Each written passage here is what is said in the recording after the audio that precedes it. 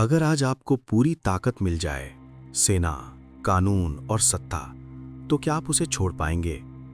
इतिहास में बहुत कम लोग ऐसे हुए हैं जिन्होंने इस सवाल का ईमानदारी से जवाब दिया।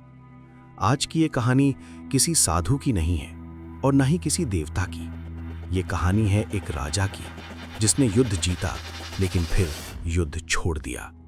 उस राजा का नाम था सम्राट अशोक। इस वीडियो में हम समझेंगे अशोक पहले कैसा शासक था, कलिंग युद्ध में क्या हुआ और वो कौन सा पल था जिसने इतिहास की दिशा बदल दी। अब सवाल ये है, अशोक शुरुआत में इतना सख्त क्यों था? अशोक मौर्य वंश का शासक था। उस समय मौर्य राज्य दुनिया के सबसे ताकतवर राज्यों में से एक था।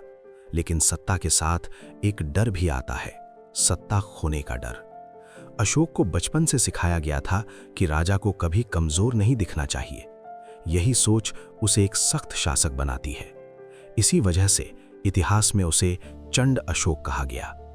अशोक के शासन में कानून बहुत सख्त थे, सजा जल्दी मिलती थी और सवाल पूछने की इजाजत नहीं थी।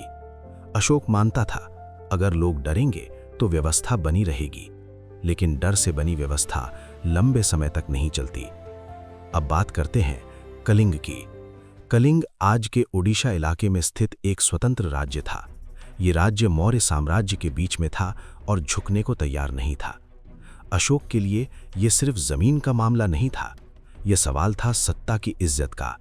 अगर एक राज्य नहीं मानेगा तो बाकी भी सवाल उठा सकते थे। इसी वजह से अशोक ने युद्ध का फैसला लिया। कलिंग का युद्ध इतिहास के सबसे भयानक युद्धों में से एक था। लाखों सैनिक, हजारों हथियार और कई दिनों तक चलने वाला संघर्ष। आखिरकार अशोक जीत गया। लेकिन असली कहानी युद्ध के बाद शुरू होती है। जब अशोक युद्ध के मैदान में गया तो उसने जीत नहीं देखी, उसने देखा मरे हुए लोग, रोते हुए परिवार और पूरी तबाही। यहीं पर अशोक पहली बार खुद से सवाल करता है, अगर सत्ता के लिए इतना नुकसान जरूरी है तो क्या वो सत्ता सही है? युद्ध बाहर खत्म हो चुका था, लेकिन अंदर एक नई लड़ाई शुरू हो गई थी। अशोक बुद्ध के विचारों से जुड़ा। कोई चमत्कार नहीं हुआ, बस एक बात समझ आई, दुश्मन बाहर नहीं अंदर होता है।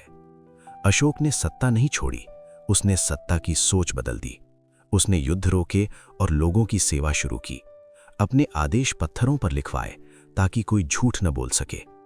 आज भी दुनिया में सत्ता है, हथियार हैं और युद्ध है, लेकिन सवाल वही है, क्या ताकत हमें बेहतर बना रही है या ज्यादा खतरनाक?